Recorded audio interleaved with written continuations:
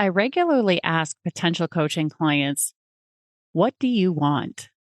Sometimes they'll say something along the lines of, I'm too scared to say it out loud. What if it doesn't come true? When they finally share their secret desire with me, it sometimes includes walking the stage at their company convention. Then I'm able to let them know that I have a process to make that happen. I've used it myself and with many other leaders to get them into the top 10.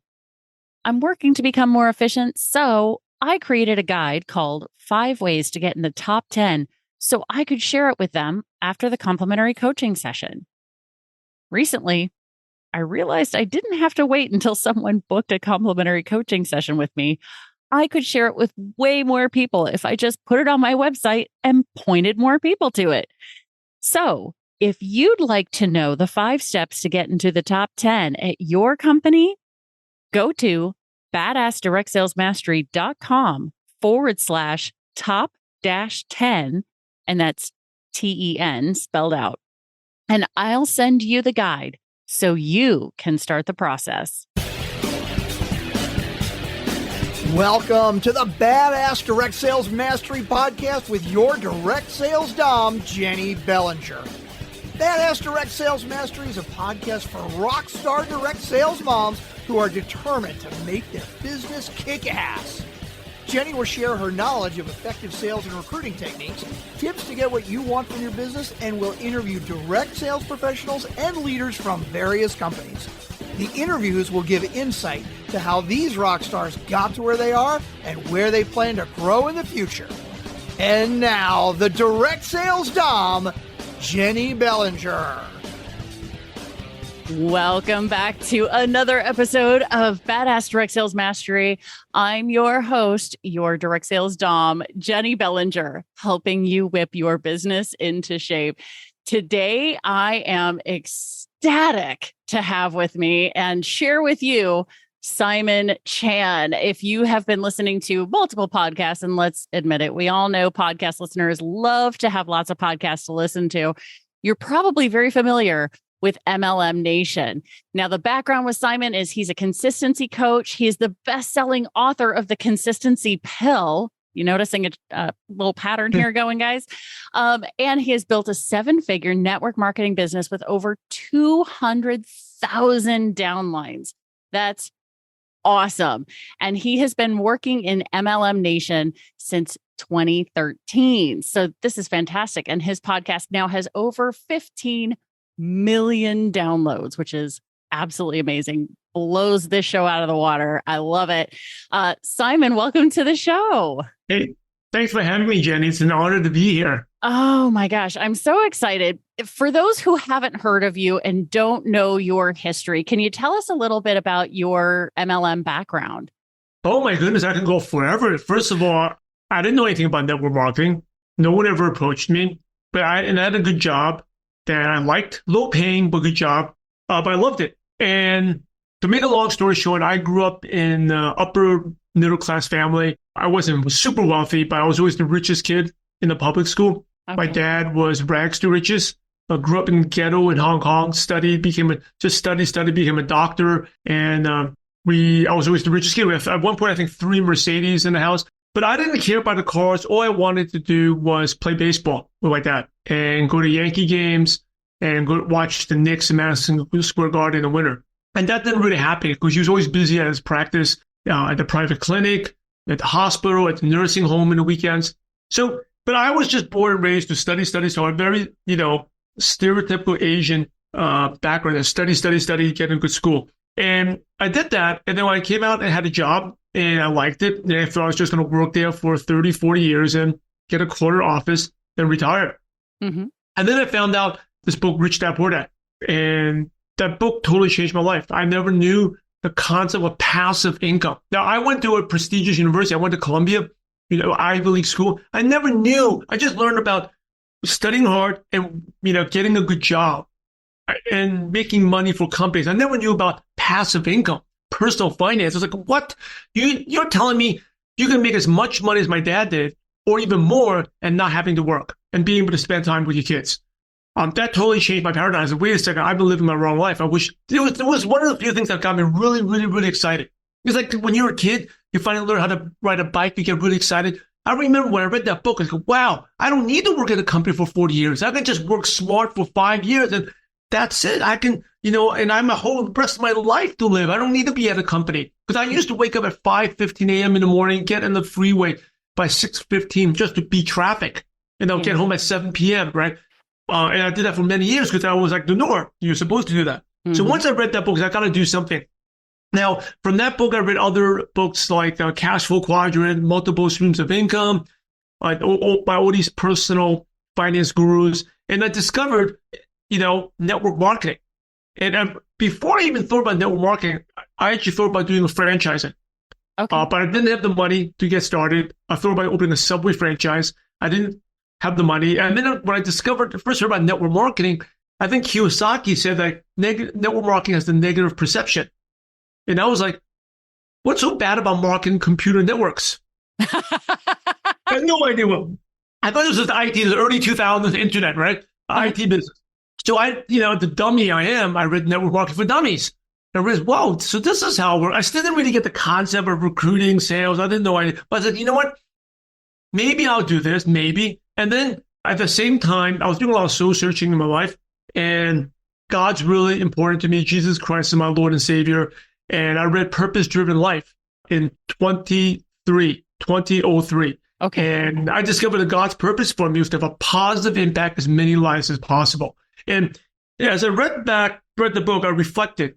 Even though I'm a shy, quiet kid, I always enjoyed coaching and mentoring. And so back in the day, I used to I would lead the youth fellowship in my church. I was help run basketball clinics in Chinatown to get the kids off the streets. I would help them in the Y. I always enjoyed doing that. And I discovered network marketing.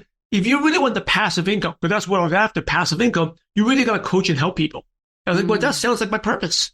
So believe it or not, no one recruited me. I actually said, I want to do this. This is God's purpose for me. And that's just what I want. It seems like God's guiding me there. I'm going to do it. I just found a random company. I was very, very skeptical. I found a company, Googled it, put that company name in Los Angeles. It popped up, some random guy's website. And I clicked on it and I basically called him and said, hey, I want to sign up. How do I sign up?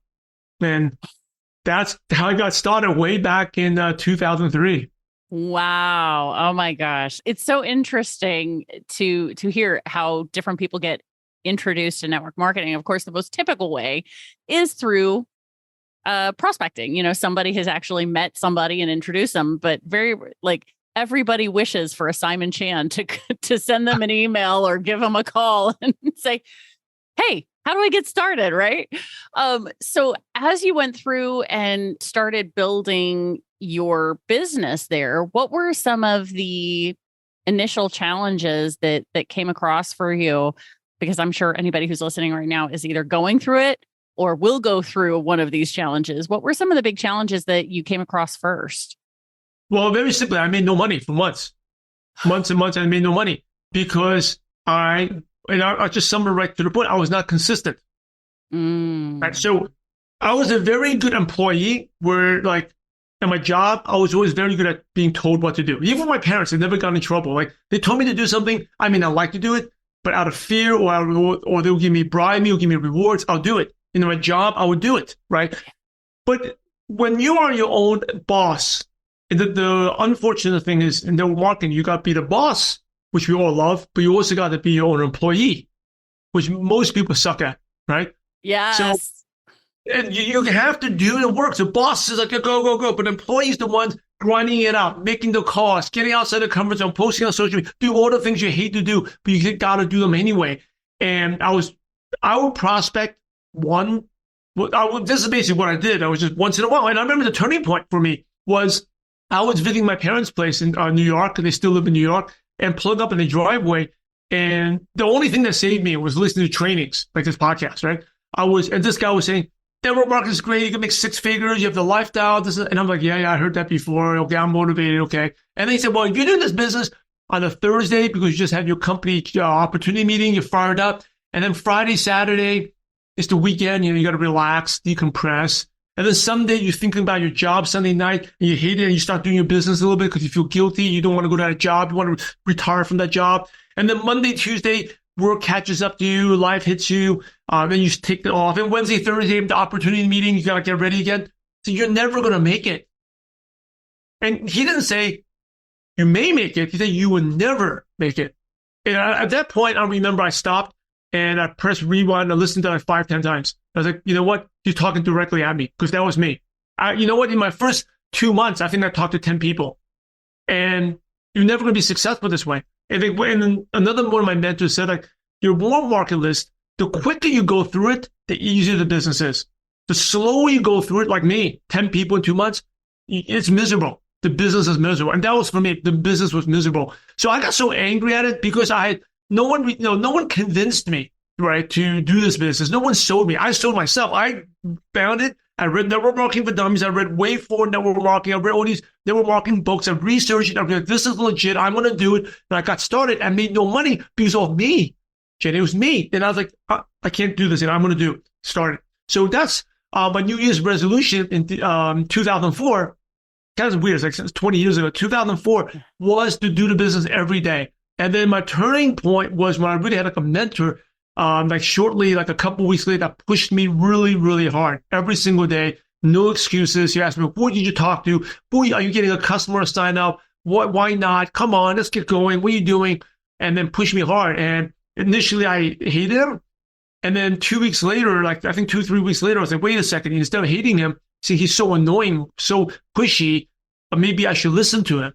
And that was really the turning point. So wait a second, instead of, because he used to call me like 7 a.m. Like, I'm on my way to work. Like, who are you prospecting today? I'm just getting ready to work. I don't care about your job. What are you signing up today? Who are you talking today? I'm like, this guy's a jerk, man. I can't even take this guy, right? He's always constant, almost like harass. Who are you signing up? Who are you signing up? But before he did that, he asked me how badly I wanted it. Like, when you first started working, how badly was I? Yes. Will you do anything to be successful? Yes, I'm going to do it. Thank you for coaching, mentoring me. And that 3 weeks later, I was like, this guy's annoying. But wait a second. I did say I was doing anything to be successful. I did say I want him to mentor me. And he's actually mentoring me now. Now, I don't like him because he's too pushy. But maybe the problem's not him. The problem's with me. I need to step on my game. And that was the day that changed everything. So the next time he called, instead of like, oh my goodness, he's going, oh, hey, you know what? I got John, Mary. I talked to them. They're not interested, but I got with Tristan. Tristan is a pretty good prospect. Maybe we have a 3-way call. And then my mom, she may buy a product. Every time he asked me, text me, I had something prepared for it. And that was when I started getting momentum. The pipeline started getting filled. And 3-4 weeks later, I got my first sign up. And that was the beginning. Yeah. That was the beginning. It took me 42 people to get my first person. Well, I like that. I mean, for the nerds who are listening, and I know that I attract my own people as I push my glasses back on my face here. We all know that 42 is the answer to the meaning of life, according to the Hitchhiker's Guide to the Galaxy. So I love that was the number of people that you talked to. I never knew that. I guess I'm not nerdy enough. Oh, you need to go watch this is your homework from the nerd, from one nerd to another nerd, Hitchhiker's Guide to the Galaxy. It is so fun. You know, it's so funny, that book, it brings that memory. I think that book came out when I was in 5th grade, 6th grade, and it was a New York Times bestseller. And I used to, like, English was my third language. So I would, but this is when I started to read a little bit. And I thought, I want to read a best-selling book. So I actually purchased the book. And I remember I didn't understand any of it.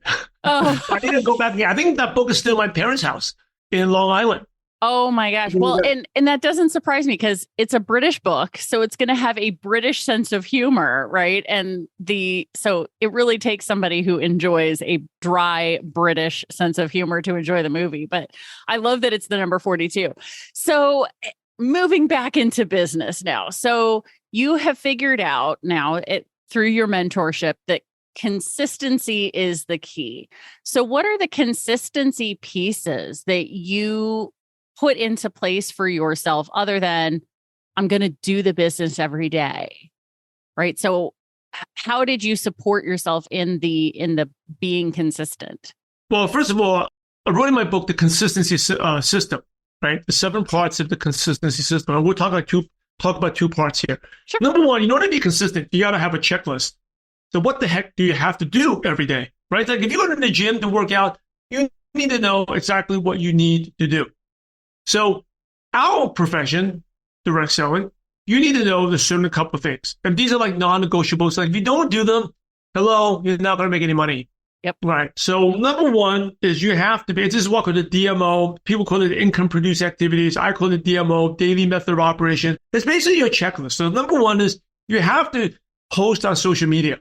Right. You have to, now I'm not talking about salesy. I'm not talking about spammy. I'm talking about letting people know who you are. Because ultimately, as you know, Jenny, people buy from people who know, like, and trust. Yeah. Right. So when they click on your profile, do they feel they get to know you? Do they feel they get to trust you? Do they feel like they, you're someone that's been in the business for a while and consistent, right? So if you're not showing up consistently on social media or even mentioning about it or say that then why would someone join you? Why would someone trust you? So posting every day is really important. Even if it's just one story a day showing what you're doing, that's non-negotiable. Speaking of that, while we do that, I'm going to take this is going to be very simple. Like you'll be listening on a podcast, or right now I'm doing a video on giving an example of, hey, I want to show, I'm letting my followers know that, hey, I'm an entrepreneur, I'm an expert, I'm a leader, I've been featured on Jenny's Badass Direct Selling Masters, right? So that's something I'm going to be posting today as a story. All right, I just did that. So just anytime, now, if you're not on the show, it could be you reading a book, right? So I think or listening to this podcast, you're listening, you're learning. Because when you're posting that, people are like, wow, you're serious, you're committed. Instead of like, watching ESPN or talking about the Oscars or Grammys and movies, you're learning about something related to your profession, which means that you are serious, and that increases the chance that I'm going to trust you, that you're going to help me. Because ultimately, we're in the business of selling dreams. Right? We're in the dream selling business. Even if you have a product, that product's helping someone achieve a dream of what they want to achieve. So you have a weight loss product, that's a dream of losing weight. Right? If you have an energy product, it's a dream of having more energy. If you have a kitchen product, that means like a dream of cooking better and having better dinners, better parties at your house. We're selling dreams. So if you are showing your commitment, because people buy your change, your commitment, and your consistency. How have you changed? Maybe you used to post about news and gossip, politics, but now you're posting about personal development. That will get people's attention, right? So number one is you got to be posting on social media. The next thing is you got to meet new people every day. And we can do a whole 5-hour workshop on that. Like you can meet people online. You can meet prospects online. You can meet people in your community. Next is you got to ask people if they're interested to take a look, right? Now, they may not be interested to take a look, but it's fine. You can use a simple script. A simple script like I teach is like I call it a magic script because it works magically well. It's like, hey, I'm working on something exciting. Like if I asked you, Jenny, hey, Jenny, I'm working on something exciting. It may or may not be for you. Would you be open to taking a look? And Sure. you may say, sure, if it is, then I can send a quick video. If it is, no, what is this? This sounds like scammy. Then no worries, Jenny. You're not the person we're looking for. Or if you say, no, I'm not interested right now because I'm busy on this podcast. There's no worries, Jenny. I'll check back with you next week. Right? Oh, no worries right now because we got a lot of family visiting. It's not a good time. It's almost a springtime. We're cleaning the house. We're moving. No worries, Jenny. I'll check back with you in 6 months. But you got to get that invite out. The reason I struggled was I only did that for 10 people in 2 months. Well, if you do it fast, it's really easy. You can just copy and paste. I'm working on something exciting that may or may not be for you. Would you be open to taking a look and see what responses you get back? And you may hit better than the magic number 42, right? So, yeah.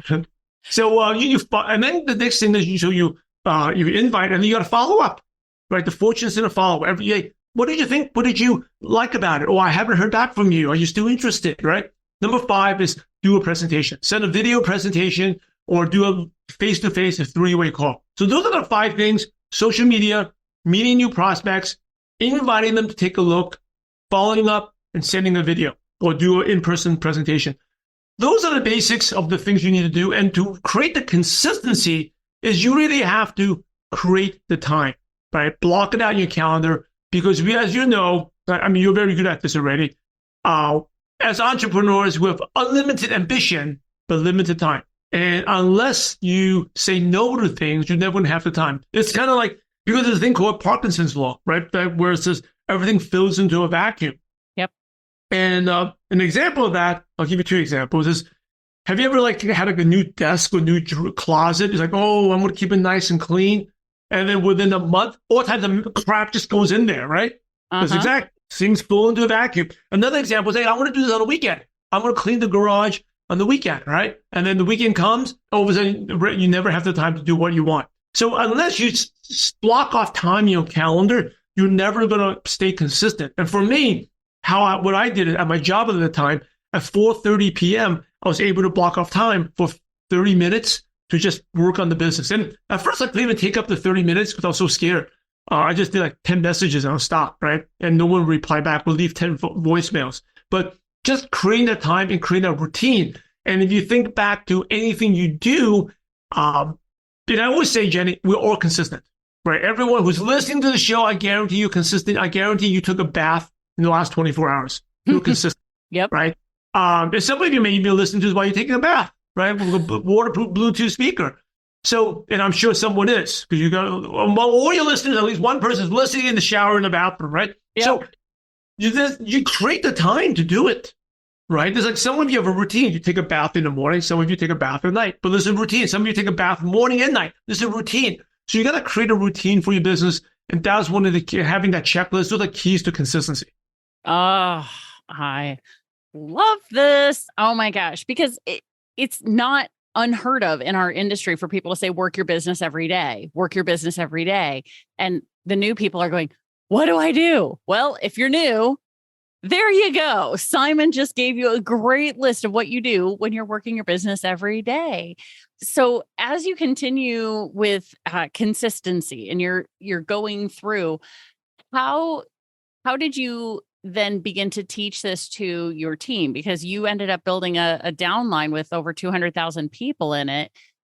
How did you begin to teach this to all the people? How did you go through that process? Well, in the beginning, I had no idea what I was doing, right? So one of the mistakes that people make is push the people too hard. So in direct selling, unfortunately, but it's just like in any other industry, right? It's just like people who want to, get a real estate license, never sell a house, right? I mean, most people never sell even one house. And I think the average real estate agent makes like, 20,000 or 40,000 a year, really, really low number. I think it's 20,000 a year. It's just like the person who joins a gym, never goes every day. Actually, a good amount of people who sign up for a gym go less than, I think, 3 times a month, right? Like the gym I go to, they had a special deal, like $20 a month or something like that. And like, I think thousands of people sign up. I go there every day. I go there 3 times a week. I guarantee you, probably 80, 90% don't show up. Because if it did show up, that place would be a pure fire hazard. You wouldn't even be able to walk. Right? So most people don't even show up. Most people buy golf clubs, don't do anything. Most people who buy a book, never finish reading it. And it's just like in our profession. Most people, they say they want to do it, but they don't really do it. And the mistake was I used to thought people were like me, and people who are the leaders, we're like the top 3%, or maybe top 10%, but 90% of people, you can't push people. Right? Like if I push Jenny hard, she'll go. But most people will not. And a lot of times people get frustrated. Just think about this. It's like the gym.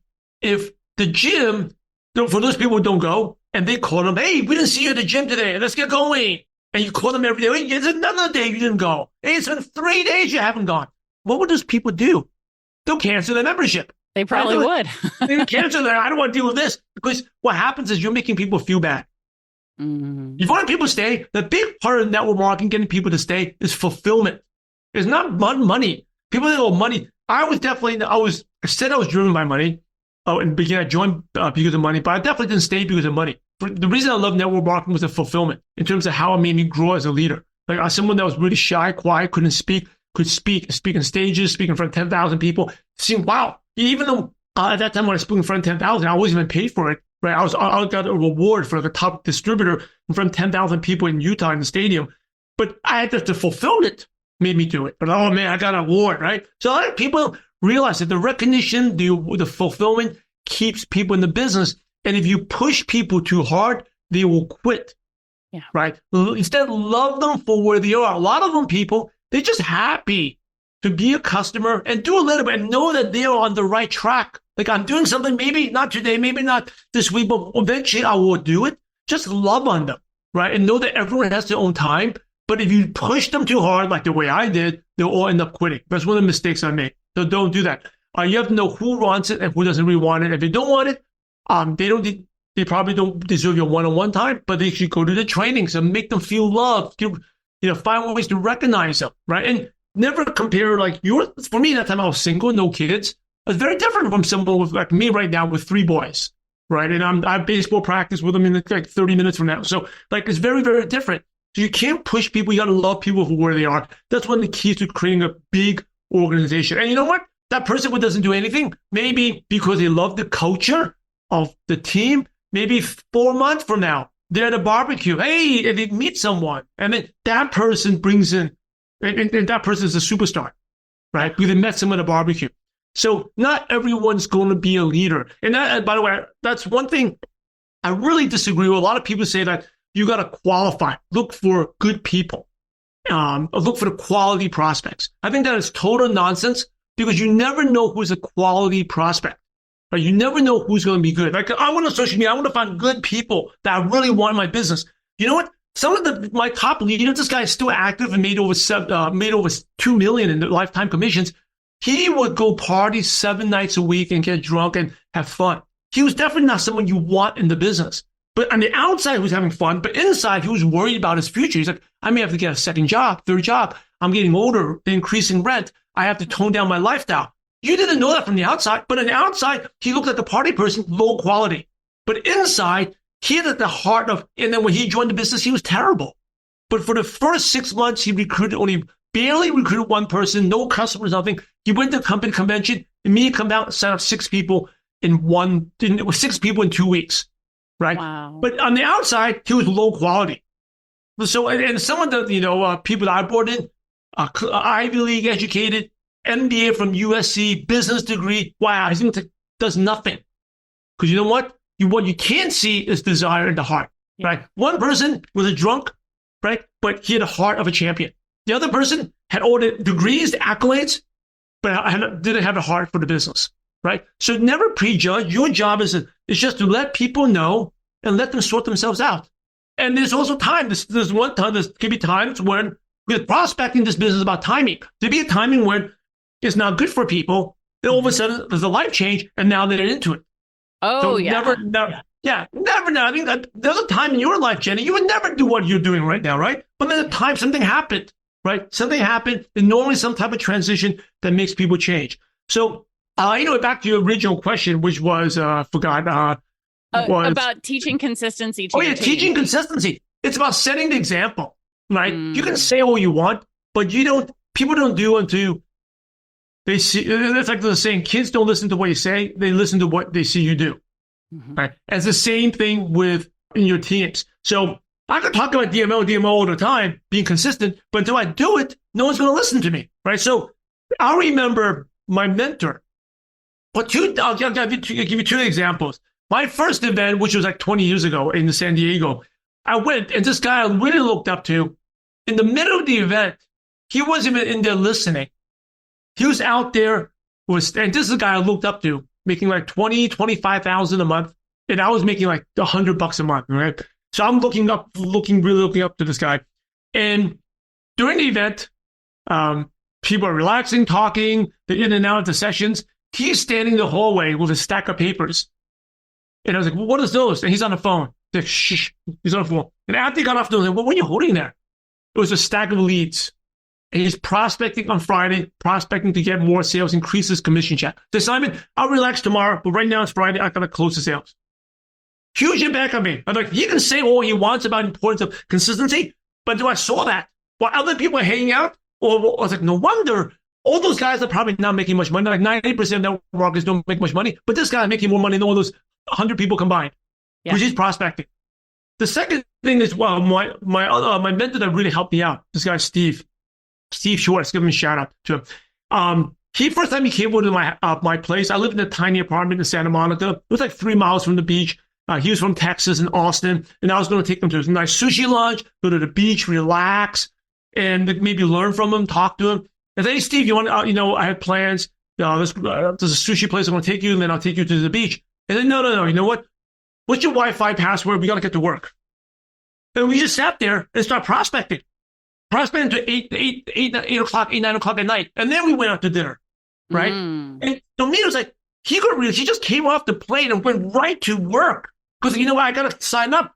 So in terms of creating consistency, leadership is not taught. Leadership is caught. I caught that leadership. I caught that consistency leadership. And when I went to answer your question finally, I went to Hoboken, New Jersey. My friend that was the drunk, right?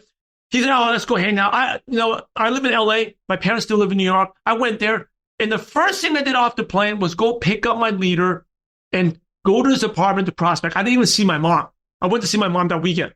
I went there and said, "Well, just visiting my mom." Like, "No, we got to go and prospect. We got to close and get sales today before the cutoff time." I said, "What? You crazy?" "Yeah. Do you want to go out?" No. We went to his apartment on Hoboken and Washington Street. There's a great pizzeria still there, Benny Tudino's. We ordered a spinach mushroom and a plain cheese pie. Sat there and prospected 5 hours. And then, after midnight, then we'll go out, went to like a bar, so a club, and then hung out on the weekend. But that is how you create consistency. People see what you do. Like, my other mentor who told me a lot, this guy, Freddie from Malaysia, so you're at the head of a train. If you go fast, the team goes fast. If you slow down, the team will slow down. If you stop, the train will stop. If you go backwards, your business goes backwards. And if you derail, then your whole business is gone. So Simon, you got to set the example. So that's how you create the consistency. Just the best way to learn is have your team watch you stay consistent and do the income producing activities. Oh my gosh. Let me give you a story to put an exclamation point on that. And you are free to share this with your people moving forward. So when I was active in my business, I was with a direct sales jewelry company, and I got pregnant with my second child. And so I knew I was going to have some weeks where I was not going to be able to go do jewelry parties back in the day. And so I started planting seeds with all of my best hostesses, with all my best customers, that I was going to offer specials during the time when I was not able to go do a party because I was at home being mom. One thing I didn't do was tell my team that I was doing that. And so when I went on maternity leave, so did the rest of my team, but I was the only one who had a baby. And that's when I learned, I should have shared with them what I was doing, because what they didn't see until 2 or 3 weeks in was that, you're still doing sales. You're just not doing parties. Right. But I think sometimes, go ahead. I'm sorry. No, I mean, it's to underline your point in that I was doing things behind the scenes because, of course, none of these people were sitting at my house with me. Well, I'm sitting there literally I'm breastfeeding my baby while I have my laptop in front of me, sending messages to people saying, "Hey, here's the special for this week. Would you like to buy some jewelry?" Because I can't go do parties right now. So I'm offering specials. So you know what I mean? So my team didn't see me doing that. And so they also did not do as much as they did when I was active doing parties. So feel free to go use that story, because sometimes an entire team has a baby, but the leader was the only one who had a baby. Right? I know. You know what's like I think now social media has made it a lot easier. Like you can share that, right? You can share, "Hey, you know what? Having a baby, but a business is so awesome. I don't want to take a break. I love what I do." Yeah. Right. Just sharing that. And I think, but sometimes people feel like some of the listeners may think, "Oh, Jenny's crazy. That's too intense." You gotta, but you know what? Or that you may turn off some people, but I'll tell you, the ones who are really successful, the go-getters, they get inspired like that. But you share that with me, I'm inspired. That's like, wow, that's incredible that Jenny did that, right? And some people are like, "Well, yeah, she's too much. Come on." Well, those are the people who generally never do much anyway. They're not the ones. Oh, yeah. Well, anybody who thinks I'm too much, that's okay. I recognize I'm not everybody's cup of tea, but I'm somebody's double shot of tequila, and that's good. So, well, Simon, this has been amazing, and I would love to talk to you forever and ever, but we both have work to do, right? We have things to do, but you also have offered for the Badass Crew, my listeners, a wonderful gift. Can you tell us about the consistency cheat sheet? Yeah, for my book, The Consistency Pill, I talked about a consistency system. There's 7 components to it. When Jenny asked me, "How do you stay consistent?" I talked about the checklist. I talked about the go and schedule at the time. Well, I put a cheat sheet together a one-page download that kind of summarizes everything. And you can go to mlmnation.com/system. It's a free download. You can get it there, and you can apply it to whatever goal you have. Absolutely. And so my badass crew knows that the link is in the show notes. So if you are somebody who has regularly listened, go to the show notes, click on the link. So that way you don't have to worry about the spelling and did I get it right and / or /. It's totally fine. If this is your first time listening to the Badass Direct Sales Mastery podcast and you have no idea what the show notes are, make sure you grab your phone as long as you're not driving. Click on today's episode, scroll under Simon's picture, and you will see the link right there, big and bold, for the consistency cheat sheet. Click on that, go grab it, and start using it in your business. If you're somebody who goes, oh yeah, I need to be more consistent, he's offering you a life-saving thing here, a business-saving thing. Go take advantage of it. So, Simon, this has been an awesome conversation. Thank you so much for being here to share with my audience. I appreciate you so much. Hey, thanks for having me. It was a ton of fun. I appreciate everything you do for our profession. And hey, remember, we're in the profession to help others. So go out there, everyone, apply what you learned and have a positive impact on someone's life today. God bless you all. I'm getting goosebumps all over. I love that. Thank you so very much. And of course, Badass Crew, you know how this goes. Stay tuned because there's another badass episode on its way. Thanks for listening to the Badass Direct Sales Mastery Podcast with your direct sales dom, Jenny Bellinger. Why are you waiting to go to badassdirectsalesmastery.com? Don't make the dom get her whip. If you enjoyed this episode, make sure to share it with another rock star that you know in direct sales after you subscribe to the podcast so you won't miss any future episodes. You can also check out the show notes for links and any contact information mentioned in today's episode. We'll see you next time.